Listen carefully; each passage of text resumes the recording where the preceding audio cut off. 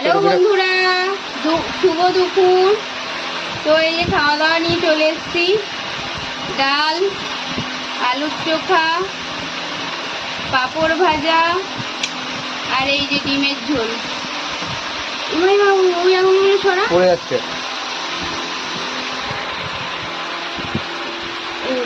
আমার বাড়িতে এত সুন্দর কন্টেন্ট একটা করছি। তো এই যে খাওয়া দাওয়া, পাঁপড় ভাজা।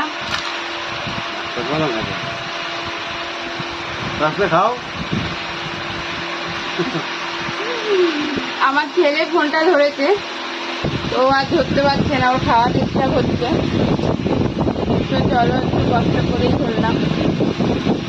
তো এই যে আজকে মেনু ছিল।